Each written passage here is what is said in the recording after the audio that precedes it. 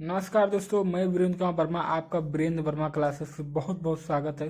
दोस्तों, आज हम इस वीडियो में क्लास 11 जीव विज्ञान चैप्टर नंबर 1 के बारे में पढ़ेंगे। जीव जगत के बारे में पढ़ेंगे। ठीक है, ठीक है। इस वीडियो में हम रिवीजन करेंगे। ठीक है, तो रिवीजन के बाद में दोस्तों मैं आपको इसी चैप्टर से इम्पोर्टेंट क्वेश्चन कराऊंगा जो आपके लिए बहुत इम्पोर्टेंट है। तो चलिए हम रिवीजन जल्दी से जल्दी शुरुआत करते हैं। ठीक है, ये आ गया हमारा बुक और हम चलिए शुरुआत करते हैं जीव विज्ञान।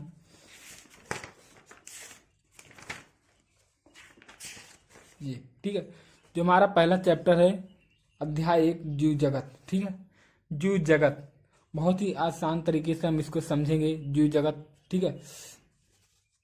जीव जगत कैसा निराला है। ठीक है, हम सिर्फ रिवीजन करेंगे और बहुत ही ध्यान पूर्वक से इसका हम रिवीजन करेंगे। ठीक है, तो आपको एंड तक वीडियो में बने रहना है और एक एक पॉइंट आपको अपने भेजे में अच्छी तरह से इसको सेव करना है। ठीक है, जीव जगत कैसा निराला है। जीवों के विस्तृत प्रकारों की श्रृंखलाएं विस्मयकारी है। असाधारण वास स्थान, चाहे वे ठंडे पर्वत, पर्णपाती वन, महासागर, आलवड़ीय जलीय झीलें, मरुस्थल अथवा गर्म झरनों जिसमें जीव रहते हैं, वह हमें आश्चर्यचकित कर देते हैं। सरपट दौड़ते घोड़े, प्रवासी पक्षियों, घाटियों में खिलते फूल अथवा आक्रमणकारी सार की सुंदरता विस्मय तथा चमत्कार का आह्वान करती है। पारिस्थितिक विरोध तथा समष्टि के सदस्यों का समष्टि और समुदाय में सहयोग अथवा यहाँ तक कि कोशिका में आणविक गतिविधियों से पता चलता है कि वास्तव में जीवन क्या है। ठीक है, इस प्रश्न में दो निर्विवाद प्रश्न है। पहला तकनीकी है, जो जीव तथा निर्जीव क्या है। जीव तथा निर्जीव क्या है, इसका उत्तर खोजने का प्रयत्न करता है। तथा दूसरा प्रश्न दार्शनिक है, जो यह जानने का प्रयत्न करता है कि जीवन का उद्देश्य क्या है। ठीक है, वैज्ञानिक होने के नाते हम दूसरे प्रश्न का उत्तर देने का प्रयास नहीं करेंगे। हम इस विषय पर चिंतन करेंगे कि जीव क्या है। तो इस पूरे चैप्टर में हम सिर्फ क्या पढ़ेंगे, जीव क्या है। ठीक है, जीव की उत्पत्ति कैसे हुई, जीव को किस किस कैटेगरी में रखा गया, इन्हें कैसे अलग अलग विभाजन किया गया।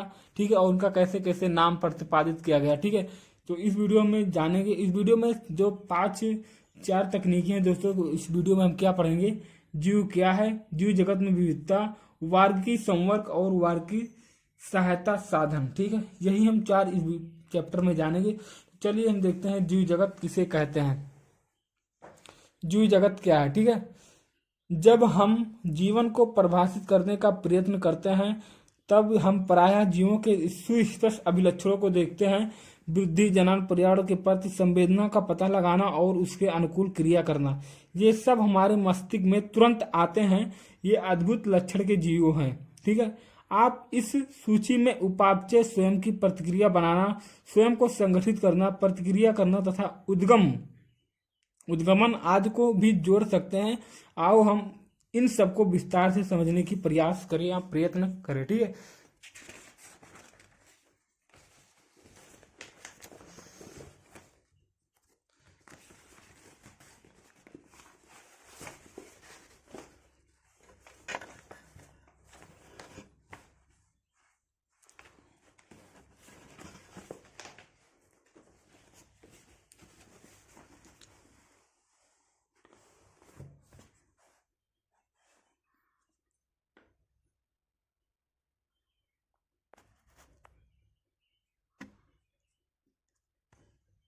चलो देखते हैं। सभी जीव वृद्धि करते हैं, ये तो सही बात है कि सभी जीव वृद्धि करते हैं, ग्रोथ करते हैं। जीवों के भार तथा संख्या में वृद्धि होता है, उनके वजन में वृद्धि होती है, उनके संख्या में वृद्धि होती है। ये दोनों वृद्धि के द्वियुग्मी अभिलक्षण है। बहुकोशिक जीव कोश का विभाजन द्वारा वृद्धि करते हैं। पौधों में यह वृद्धि जीवन प्रयत्न कोश का विभाजन द्वारा संपन्न होती रहती है। प्राणियों में यह वृद्धि कुछ आयु तक होती है, लेकिन कोशिका विभाजन विशिष्ट ऊतकों में होता है ताकि विलुप्त कोशिकाओं के स्थान पर नई कोशिका आ सके। एक कोशिकीय जीव भी कोशिका विभाजन द्वारा वृद्धि करते हैं। बड़ी सरलता से कोई भी इसे पात्र संवर्धन में सूक्ष्मदर्शी माइक्रोस्कोप से देखकर कोशिकाओं की संख्या गिन सकता है। अधिकांश उच्च कोटि के प्राणियों तथा पालतुओं में वृद्धि तथा जनन पारस्परिक विशिष्ट घटनाएं हैं। हमें याद रखना चाहिए कि जीव के भार में वृद्धि होने को भी वृद्धि समझा जाता है। ठीक है, अगर किसी भी जीव हो और उसके भार में अगर वृद्धि हो रही है तो उस प्रक्रिया को, उस क्रिया को भी हम वृद्धि कह सकते हैं। यदि हम भार को वृद्धि का अभिलक्षण मानते हैं तो निर्जीवों के भार में भी वृद्धि होती है।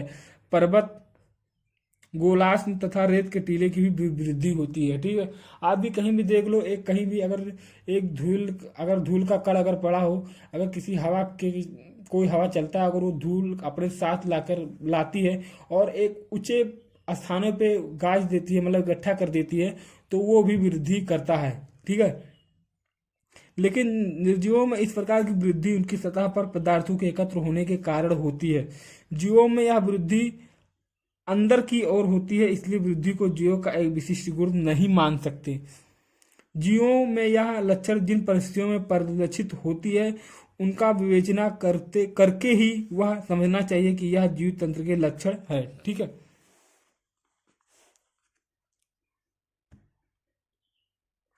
इस प्रकार जनन भी जीवों का विलक्षण है। वृद्धि के संदर्भ में इस तथ्य की व्याख्या हो जाती है। बहुकोशिक जीवों में जनन का अर्थ अपनी संतति उत्पन्न करना, जिसके अभिलक्षण लगभग उससे अपने माता पिता से मिलते हैं। निर्विवाद रूप से हम लैंगिक जनन के विषय में चर्चा कर रहे हैं। जीव अलैंगिक जनन भी करते हैं। फंजाई लाखों अलैंगिक बीजाणुओं द्वारा गुणन करती है और सरलता से फैल जाती है। निम्न कोटि के जीवों जैसे ईस्ट, हाइड्रा में मुकुलन द्वारा जनन होता है। ये बहुत इंपॉर्टेंट पॉइंट है। ईस्ट तथा हाइड्रा में किसके द्वारा जनन होता है, तो यहाँ पे मुकुलन के द्वारा जनन होता है। प्लेनेरिया जो चपटा कृमि होता है में वास्तविक पुनर्जन्म होता है, अर्थात एक खंडित जीव अपने शरीर के लुप्त अंग को पुनः प्राप्त कर लेता है।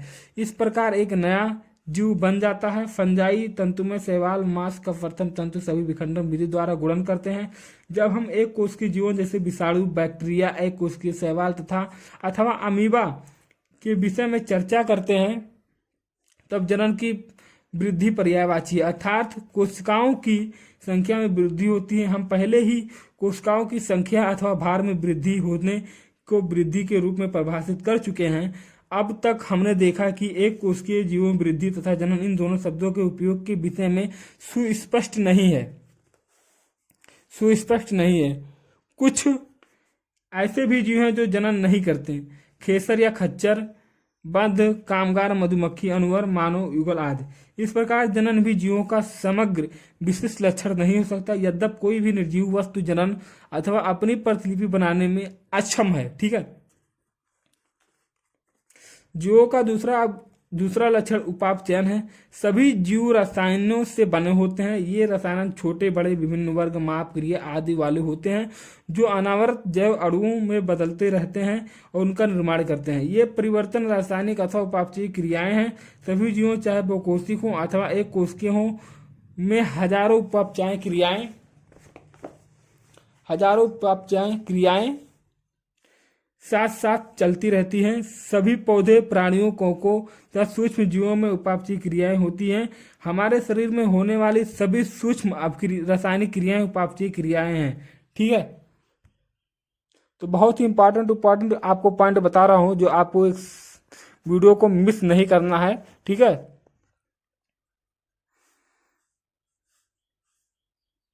किसी भी निर्जीव में उपापचयी क्रियाएं नहीं होती।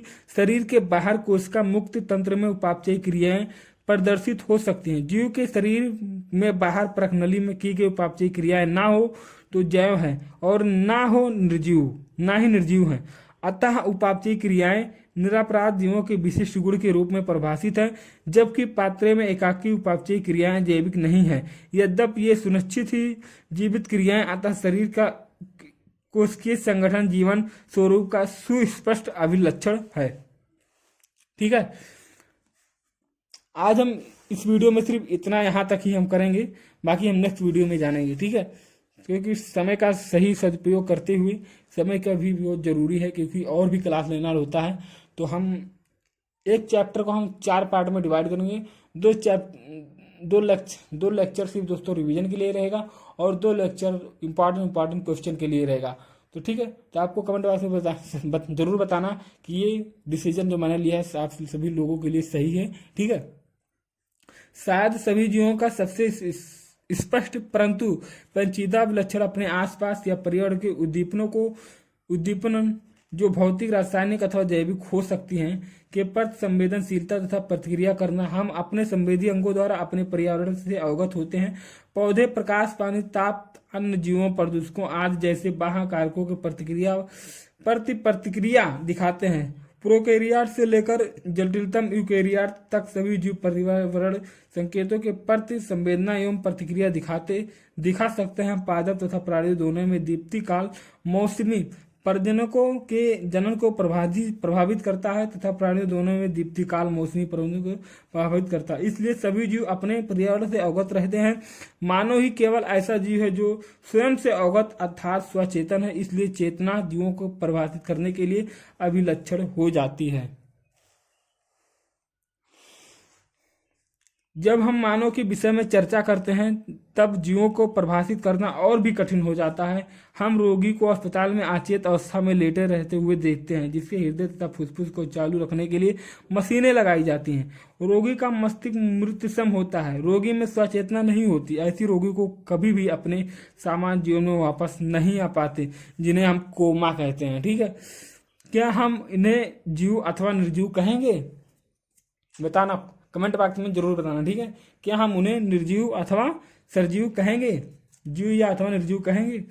उच्च स्तरीय अध्ययन में जीव विज्ञान पृथ्वी का जैव विकास की कथा है। आपको पता लगेगा कि जीव सभी घटनाएं उसमें अंतर्निहित प्रतिक्रियाओं के कारण होती हैं। ऊतकों के गुण कोशिका में स्थित कारकों के कारण नहीं है, बल्कि घटक कोशिकाओं की पारस्परिक प्रतिक्रिया के कारण ही है। इसी प्रकार कोशिकीय अंगकों के लक्षण अंगकों में स्थित आणविक घटकों के कारण नहीं, बल्कि अंगकों में स्थित आणविक घटकों के आपस में क्रिया करने के कारण है। उच्च स्तरीय संगठन उद्गामी गुणधर्म एवं इन प्रतिक्रियाओं के परिणाम स्वरूप होते हैं। सभी स्तरों पर संगठनात्मक जटिलता की पदानुक्रम में यह अद्भुत घटना यथार्थ है। अतः हम यह कह सकते हैं कि जीव स्वप्रतिकृति विकासशील तथा स्वनियमनकारी पारस्परिक क्रियाशील तंत्र है, जो बाह्य उद्दीपन के प्रति अनुक्रिया की क्षमता रखते हैं। जीव विज्ञान पृथ्वी पर जीवन की कहानी है। वर्तमान, भूत एवं भविष्य के सभी जीव एक दूसरे के सर्वनिष्ठ अनुवांशिक पदार्थ की समझदारी द्वारा संबंध है, परंतु यह पदार्थ सब में विविध अंशों में होता है। ठीक है, तो मैंने इतना आपको करा दिया है। अब नेक्स्ट लेक्चर में आपका ये चैप्टर खत्म कर दूंगा, चाहे जितना टाइम लगे, क्योंकि दोस्तों और भी क्लास लेना है। ठीक है, तो मिलता है नेक्स्ट वीडियो में। आज के लिए टाटा, बाय बाय, जय हिंद।